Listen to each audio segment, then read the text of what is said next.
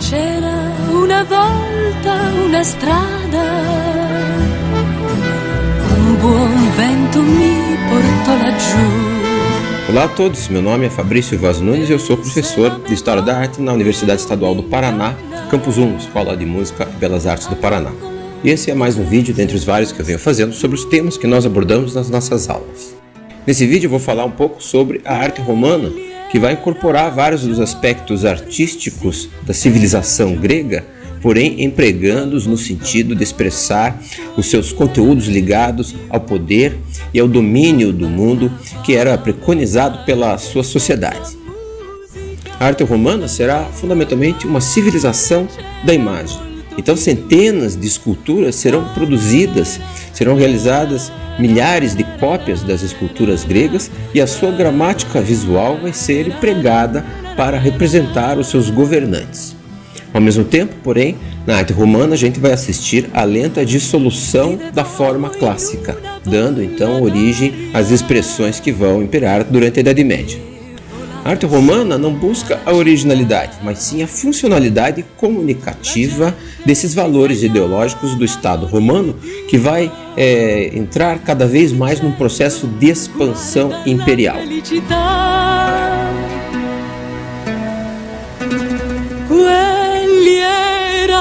Giorni, sì, erano giorni, ma niente ci poteva più fermar. Uma boa aproximação à arte romana seria talvez começar pelo Mosaico de Alexandre, que retrata provavelmente a Batalha de Isso, em que Alexandre o grande conquistador macedônico, teria vencido Dario na sua batalha final. Esse mosaico costuma ser datado de 150 a.C. e ele é muito curioso exatamente porque não se sabe exatamente qual que é a sua origem. Então ele pode ser, segundo algumas teorias, uma cópia de uma pintura helenística que foi transportada então para um mosaico. Isso era um mosaico que ficava no chão de uma casa conhecida como Casa do Fauno em Pompeia.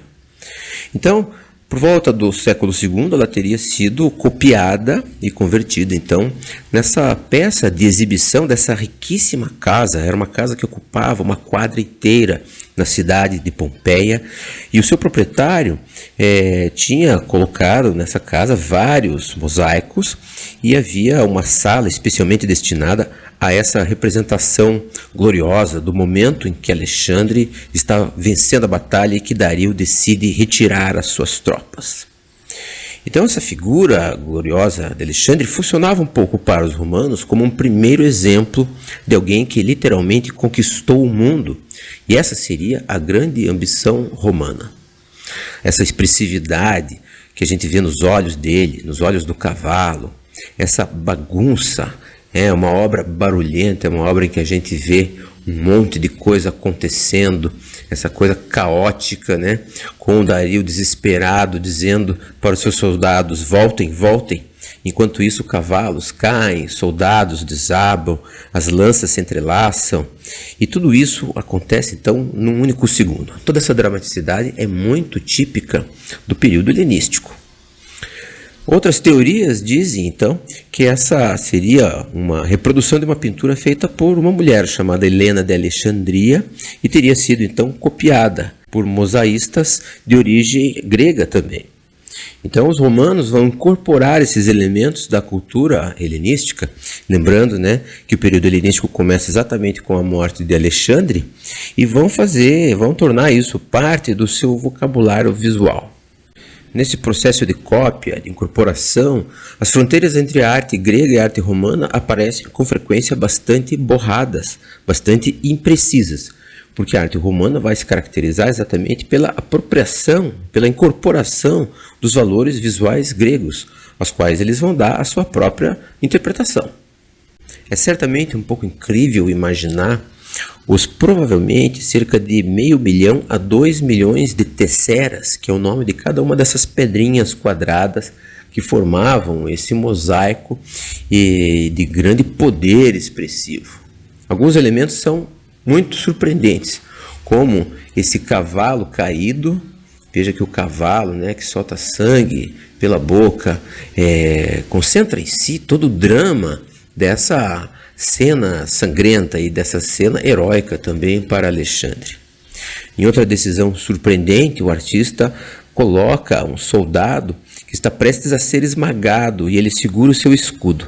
E o que nós vemos é o reflexo da sua cara desesperada na parte interna do escudo. Todas essas dimensões da visualidade, esses truques visuais serão incorporados então pelos romanos para justificar e para colocar a sua glória futura em destaque. Porque estamos aqui ainda no período republicano, antes propriamente da expansão romana. Outro exemplo da incorporação da gramática visual grega é o altar de Domícios Aenobarbus, que era um nobre importante do final do século II, e a gente vê então esse altar funerário em que há essas formas entrelaçadas muito típicas do helenístico. Porém, ao registro propriamente helenístico, soma-se o registro mais histórico, que será uma contribuição decisiva da arte romana. Vamos lembrar que a arte grega não representava elementos históricos propriamente ditos, mas sim representações mitológicas que faziam muitas vezes referência a fatos históricos que tinham acontecido. E nesse altar de Domícios Aenobarbus, o que nós vemos é o processo do alistamento militar, com uma série de pessoas que estão aqui chegando, para serem incluídas numa lista e fazerem parte assim do exército. Há aqui um soldado e no meio da representação um pequeno altar e a figura do deus Marte, o deus da guerra. Vejam que para os romanos a guerra era absolutamente uma obrigação e havia inclusive uma obrigação calendárica. Haviam períodos do ano em que eles tinham que fazer guerra. E a economia romana era baseada nessa expansão. Na sequência desse friso, que pertence ao mesmo altar, vemos também a chamada Suave Taurilia. Suave Taurilia era o sacrifício que se fazia em honra a Marte de um boi, um carneiro e um suíno. Então, de suíno, ove de ovelha, e taurília de touro. Esse ritual da Suave Taurilia era então feito em honra de Marte e propiciava assim a vitória nas guerras. Esse registro histórico, esse registro inclusive das minúcias burocráticas do Império Romano, é que vai caracterizar a arte romana também como registro visual dos fatos históricos. A ideia do monumento que celebra um determinado momento da história e que narra esse momento através de imagens. Daí também a dissolução um pouco da forma clássica, como nós vemos, por exemplo, nessa figura com esse braço meio tosco, o touro com essa cara meio fofinha, meio irreal, e outras licenças que os artistas tomam, como as diferenças na proporção, nesse tipo de representação histórica. O próprio cavalo, vejam com uma cabeça pequena demais, demonstra também que há vários artistas trabalhando com maior ou menor contato com os seus antecedentes helenísticos. No outro lado, porém, quando temos esse friso que representa um tiassus marinho, ou seja, um cortejo marinho, temos uma cena mitológica que pertence de maneira muito clara ao estilo helenístico. Vemos aqui uma das náiades, que são as filhas do deus do mar, que monta esse animal mitológico, que é um touro com uma cauda de animal marinho. A isso se segue outra figura de uma nereida que monta esse cavalo marinho, cuja parte de trás é exatamente de um animal marinho. Então, esses animais mitológicos, com suas formas entrelaçadas e sinuosas, eram muito típicas do estilo helenístico. Mas vejam que a plástica romana vai deixar essas mulheres mais robustas, as formas mais duras, num certo sentido. Na parte central desse friso, vemos então o carro de Netuno e Anfitrite, a sua esposa. E esse altar representaria então as bodas, o casamento desses dois. E esse carro em que eles estão sentados é puxado por esse tritão. Esse tritão de uma anatomia bem grega, de uma anatomia bem tradicional dentro da gramática do helenístico. Esse helenístico que é empregado nesse contexto romano, porém, tem algumas variações. Há uma incorporação e uma simplificação da forma que permite, por exemplo, essa forma muito contorcida dessa Nereida, do qual a gente vê, né, o bumbum dela, e ela está virada numa torção aqui bastante incompreensível em termos anatômicos. Então os artistas estão incorporando o elemento helenístico, porém com fins mais puramente retóricos, e não buscando aquela construção e aquele pensamento sobre a forma que caracteriza a arte grega. Isso também se mostra na origem dos bustos-retratos romanos. Então há uma série de bustos-retratos desses homens velhos e poderosos que eram os patriarcas, os paterfamílias, que dentro da cultura romana tinham o poder de vida e morte sobre os seus familiares. O paterfamílias da cultura romana, ele era proprietário da sua família, dos seus filhos, das suas filhas e da sua esposa, e ele podia, sem nenhuma punição, por exemplo, matar um filho. Então, quando ele morria, ele era tirado do rosto dele uma máscara funerária através de um molde, e essas máscaras funerárias, elas conservavam então esse retrato realista, de um realismo brutal, que coloca em destaque as rugas, a expressão circunspecta, a expressão severa de todas essas figuras velhas e poderosas da antiga República Romana. Esse realismo romano está distante do idealismo grego, e ainda que fossem feitas modificações e haja a ideia de um certo modelo de sobriedade, de antiguidade e de poder, eles estão ligados a uma concepção realista da escultura. Então, no seu uso mais remoto no início da República, disse também que eram feitas máscaras dessas figuras, e em determinadas celebrações do ano haviam pessoas que se vestiam como o falecido e vestiam uma máscara que reproduzia as feições dos antepassados. Além disso, é importante notar que existia entre os romanos algo chamado ius imaginum, uma lei das imagens que determinava que apenas as famílias patrícias, ou seja, as famílias nobres, que se consideravam herdeiras dos deuses, poderiam ter realizadas as imagens dos seus antepassados, dos paterfamília do passado, dos seus avós e bisavós e tataravós e assim por diante. Esses bustos eles eram colocados dentro das casas romanas, em cima Esses bustos eles eram colocados dentro da casa romana, em cima do local de celebração dos lares. Os lares eram os deuses da casa, os deuses daquela família, e neste local de celebração dos lares era mantido um fogo aceso. Daí surge a palavra lareira. E era sobre a lareira, que era na verdade esse local de celebração dos deuses familiares, que eram colocadas essas figuras. Vejam que essas feições, com suas rugas pronunciadas, suas expressões circunspectas, elas carregam consigo essa noção também histórica. Elas registram aqueles que foram os homens importantes do passado. Por isso mesmo é que a realização dessas imagens ela era exclusiva das classes superiores. E havia uma legislação, a ius imaginum, ou seja, a lei das imagens, que determinava que apenas essas famílias poderosas poderiam ter os bustos dos seus pais e dos seus avós realizados. Esse é um dos retratos mais famosos do período republicano e de maneira, digamos, muito justificada. Essa expressão quase que assustadora e fantasmagórica traz à tona, então, a ancoragem do poder das famílias patrícias no seu passado. No famoso Togatus Barberini, vemos a figura de um homem togado, ou seja, usando uma roupa também exclusiva dos patrícios, ou seja, das classes superiores, e ele carrega nas suas mãos 2 bustos.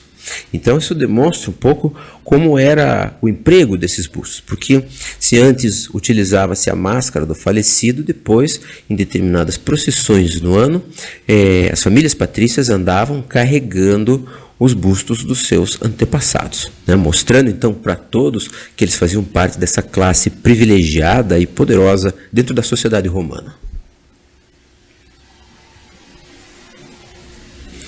Porém, por outro lado, na incorporação que os romanos vão fazer dos valores gregos, eles vão associar a ideia do retrato à ideia de um corpo perfeito, de um modelo de corpo. Essa é a figura de Augusto de Prima Porta, de cerca de 14 anos antes de Cristo, que retrata Augusto, ou seja, o primeiro imperador. É com Augusto, depois da guerra civil que se sucede, né, ao assassinato de Júlio César, é com Augusto, então, que vai se inaugurar o Império Romano, não mais, né, como uma república, mas como uma estrutura propriamente imperial. Então nós vemos nessa figura o uso de uma estrutura visual que é exatamente a forma do doríforo do Policleto.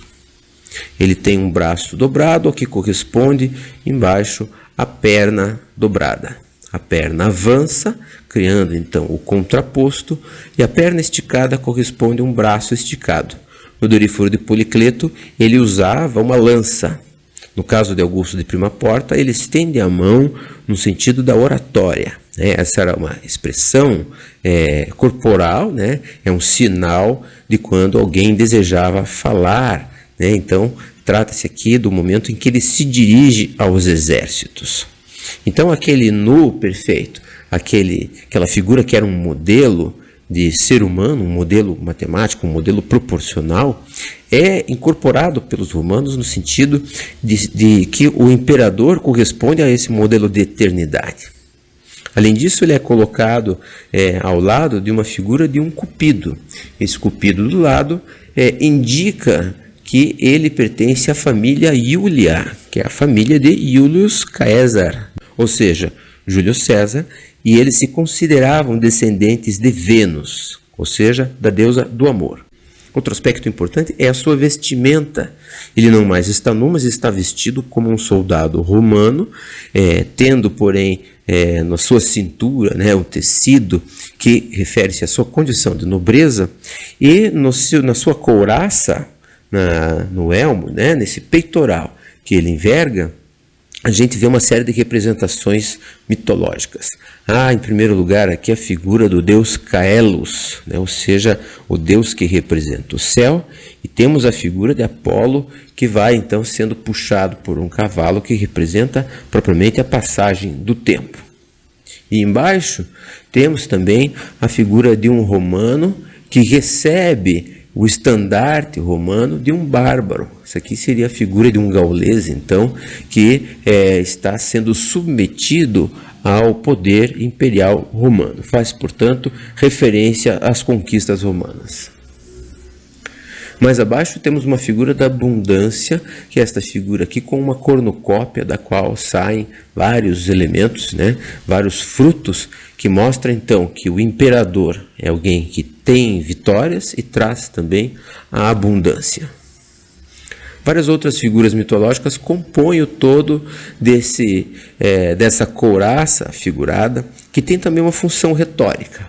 Então vejam, trata-se de uma imagem que diz: Augusto é um ser perfeito, Augusto é vitorioso, e com ele o Império Romano será eterno, será perfeito, e será também dominado pelo amor, né? Já que temos a figura do Cupido que faz referência a Eros.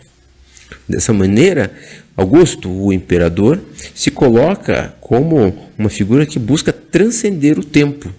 Ele busca tornar-se eterno e aparentar-se, avizinhar-se aos deuses. Augusto é o chefe militar que coloca fim à guerra civil. E para isso ele vai celebrar fazendo então a Arapax Augustae, ou seja, o altar da paz augustana, da paz trazida por Augusto, realizado então em 9 a.C. Esse é o lado ocidental, em que vemos a entrada desse templo, configurações de ordem mitológica e decorações que vão ser incorporadas depois pelo Renascimento e vários outros momentos da história da arte.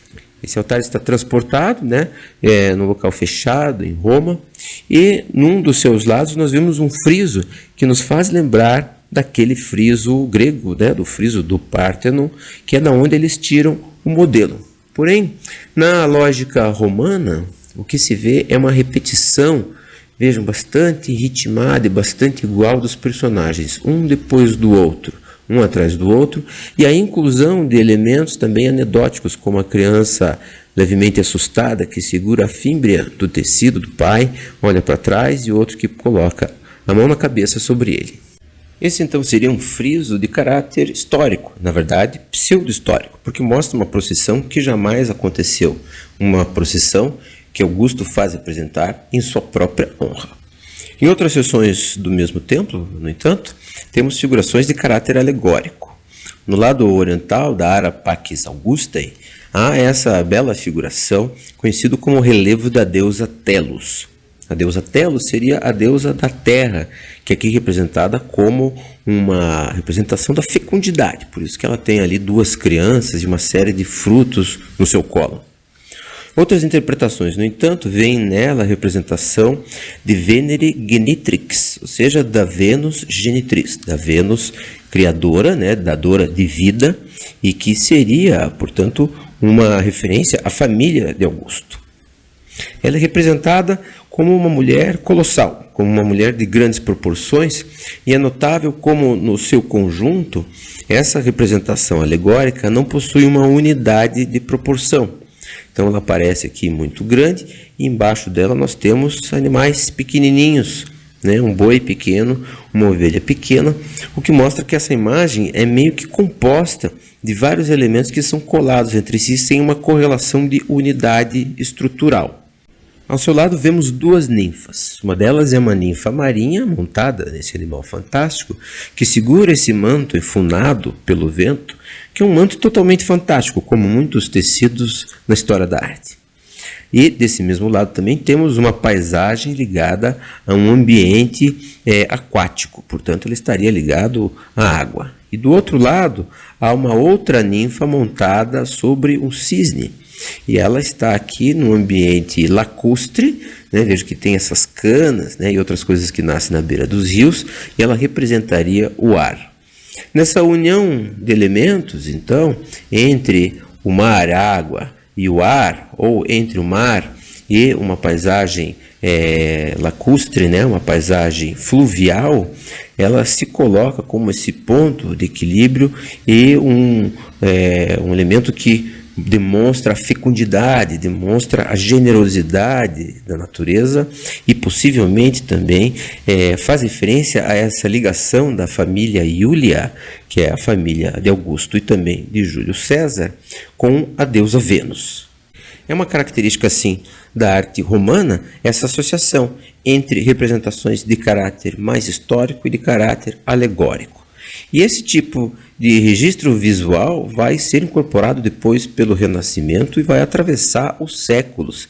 Então, até hoje nós temos obras que são artisticamente mais conservadoras, que vão empregar esse tipo de recurso, o recurso mitológico e também o recurso pseudo-histórico, que constrói uma história idealizada, buscando louvar os poderes e as virtudes dos poderosos. Por outro lado, os romanos vão também se caracterizar pela produção do espaço, pela transformação do espaço e das paisagens. Essa obra arquitetônica é a Pont du Gard, que fica em Nîmes, na França, e foi construída no século I a.C. E aqui a gente vê um exemplo do uso arquitetônico da curva, ou seja, do arco pleno, que é um elemento que permite uma articulação através da repetição e a sua expansão no espaço. Então, articulando pilastra com arco, você pode ter essa sequência de elementos que vai atravessando o espaço. E isso aqui funcionava tanto como uma ponte, como também como um aqueduto. Então, na parte superior, e vejam que isso aqui é tudo muito grande, tem inclusive umas pessoas aqui bem pequenininhas, mostra o tamanho colossal dessa construção, e isso atravessava então a paisagem, recolhia a água dos locais mais altos e levava a água até as cidades. Os romanos tinham nas casas mais ricas água encanada. Então eles tinham um suprimento de água potável, muito embora essa água muito provavelmente estivesse envenenada, porque aqui em cima, nesse duto pelo qual passava a água, eram dutos feitos de chumbo. Então há algumas teorias que dizem que os romanos passaram o tempo todo meio que envenenados pela presença desse chumbo na água. Voltando à estrutura arquitetônica, a curva é um elemento que permite então a sua replicação através do espaço. E a partir do uso da curva você pode ter uma sequência de elementos, também a construção de abóbadas e diferentes tipos de abóbadas sempre a partir deste mesmo elemento. Então, se as formas geratrizes da arquitetura grega são sempre linhas retas, a forma geratriz da arquitetura romana será a curva, que vai ser empregada nas mais diferentes direções e como elemento originário de diferentes estruturas de construção. Uma das grandes marcas, então, da presença do Império Romano serão esses aquedutos, capazes de transportar a água de regiões bastante distantes para proporcionar o suprimento para as cidades. Esse é o aqueduto de Secóvia, um dos mais bem preservados, que foi construído na Espanha no século I depois de Cristo e que funcionou como elemento de suprimento de água da cidade até meados do século XIX. Interessante observar a imensa proporção dessa construção que cria essa marca na paisagem. Então, é importante pensar que, como todo o Império Romano trazia consigo o elemento da conquista, o elemento da violência militar, mas trazia consigo também elementos positivos, como as leis, como os aquedutos e as estradas. Esse elemento da arquitetura, o arco, ele é tão importante dentro da cultura romana que ele se converte também num símbolo monumental. É o caso dos arcos do triunfo, representativos de determinados momentos da história. O arco do triunfo mais antigo é o Arco de Augusto, na cidade italiana de Rimini, que foi construído em 27 a.C., em que vemos a articulação dos elementos de origem grega com os elementos propriamente romanos. Então, existe a articulação da pilastra com a coluna. Temos uma meia coluna que tem uma função que meramente representa o jogo das forças construtivas. Ela não suporta nenhum peso. O que suporta o peso é propriamente a pilastra, essa seção quadrada. Então temos coluna, pilastra, arco. E essa sequência de elementos, então, é que vai determinar muito da arquitetura que virá depois, vários momentos da arquitetura medieval, como da arquitetura do Renascimento. Sobre esse conjunto, vemos um frontão triangular, que é algo que vem da cultura grega. Então, Roma vai incorporar os elementos da cultura grega como representações que buscam articular a cultura romana com as conquistas de conhecimento, da filosofia e da arte grega. Esse arco tem um dado muito interessante, que é o fato que há um resto da inscrição ainda sobre ela. Vejam que esses monumentos eles carregavam o texto que explica por que aquele monumento foi escrito, e acima dele temos estas ameias. A meia é o nome desse elemento da arquitetura bélica, porém isso foi feito muito depois. Essas ameias, elas são medievais, foram feitas no período da Idade Média, fazendo inclusive referência ao posicionamento político dessa cidade quando da época do conflito entre guelfos e gibelinos. Então é interessante a gente ver como num mesmo monumento a gente tem várias camadas de história e vários discursos políticos, vários discursos ligados ao poder que se materializam num mesmo objeto, num mesmo monumento arquitetônico e histórico. Aqui vemos então o detalhe da inscrição, onde começa a inscrição com Senatus Populusque Romani, ou seja, o Senado e o povo de Roma, porque é o Senado e o povo de Roma que oferecem esse monumento ao imperador.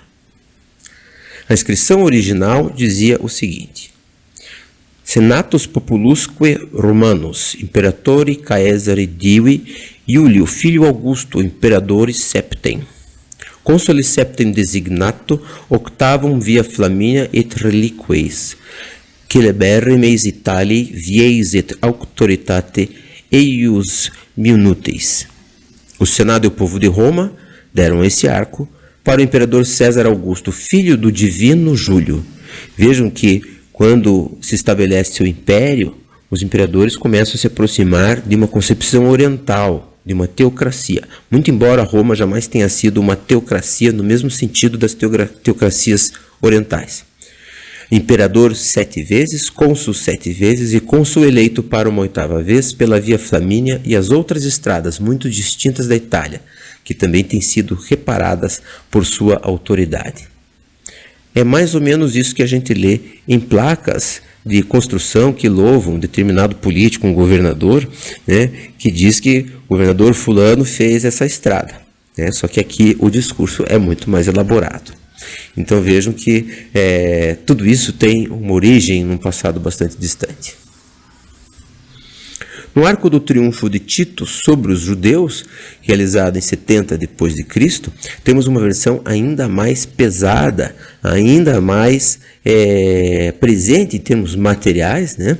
Mostrando então o poder desse imperador que conquistou então a região dominada pelos hebreus. É necessário, portanto, celebrar também a situação do saque. Aqui a gente vê vários personagens que carregam uma menorá e outros tesouros com essas placas aqui, que eram placas típicas do Império Romano. Eles carregavam isso para mostrar, né, o seu poder.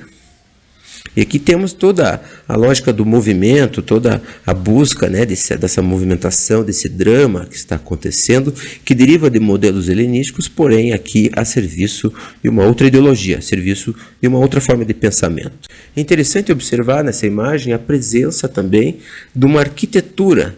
Vejam que há um pedaço aqui de um arco, né, como se eles estivessem então chegando com esses objetos saqueados, né, a Roma, representada aqui por esse arco. Há então um princípio de perspectiva, claro que bastante elementar, mas que situa essas figuras num espaço reconhecível para o espectador romano. Do outro lado, na mesma seção interna deste arco, nós vemos o triunfo de Tito. Um triunfo para o imperador romano consistia no seguinte: ele regressava de uma guerra, de uma conquista, e ele trazia prisioneiros, animais, os tesouros saqueados, e havia então uma festa gigantesca que durava vários dias, na qual os ricos davam dinheiro para os pobres, davam banquetes, haviam bebedeiras que duravam vários e vários dias, haviam representações de combates em que haviam vítimas reais, as pessoas morriam representando os combates realizados pelo imperador, e era uma festa gigantesca. Foi por ter recebido um triunfo como esse que Júlio César foi executado pelo Senado romano, porque eles acreditavam que ele desejava tornar-se um imperador e subverter a ordem da república. Com esse ato foi exatamente o que eles acabaram determinando, porque a partir desse momento houve a guerra civil e com a preeminência, né, a vitória de Augusto, que era sobrinho de César, ele institui um império. Nessa imagem, portanto, nós vemos essa glória inaudita, essa glória incrível e essa festa que se prepara com o imperador, que aparece de maneira bastante fragmentária, infelizmente, e ele está sendo puxado por um carro. Atrás dele, nós vemos uma vitória, e esse é um elemento iconográfico que eles emprestam da cultura grega, né? Uma Nike, que é essa figura alada. Então, ela acompanha o imperador. Ele é trazido em glória por uma série de cavalos, e vejam que os cavalos aparecem amontoados no relevo, né? Esse esmagamento do espaço, essa simplificação da representação já vai apontando então para a dissolução das formas clássicas, que vai ser muito determinante no desenvolvimento da arte romana e depois nos seus desdobramentos na arte medieval.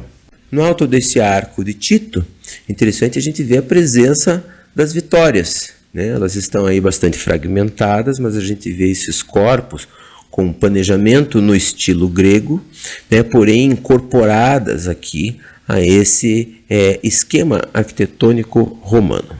Então vejam que aqui inclusive temos uma vitória que carrega uma palma e uma coroa de louros, né? Ou seja, ela representa, ela materializa alegoricamente a vitória de Tito.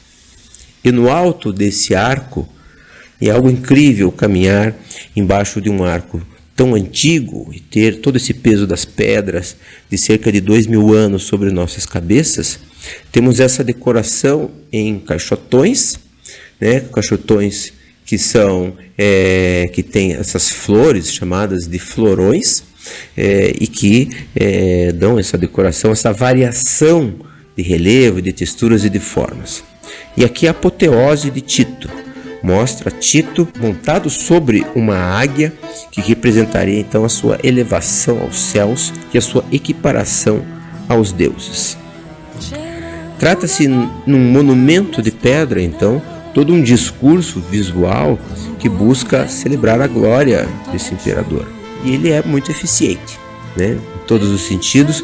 O que nós vemos com toda essa pompa, todo esse exagero de pedra, é exatamente a sua permanência através dos tempos e a sua eternização em um monumento que representa, sim, uma conquista de um povo estrangeiro e a glória do Império Romano, que se baseava de maneira muito clara e se desenvolvia através desse expansionismo imperial. Como todo império, porém, a própria expansão é que acaba determinando a desintegração do império. É muito difícil manter uma estrutura tão grandiosa, uma estrutura tão complexa e variada durante um período indeterminado. E o que veremos nos próximos vídeos será exatamente esse processo de dissolução na arte e que vai determinar então as profundas transformações na arte romana que vão desembocar nos seus desenvolvimentos posteriores para a Idade Média. Com esta imagem eu encerro essa breve apresentação da arte romana. Agradeço a todos pela audiência, desejo a todos sorte, felicidades e até a próxima. Quelli eran giorni, sì, erano giorni, mai niente ci poteva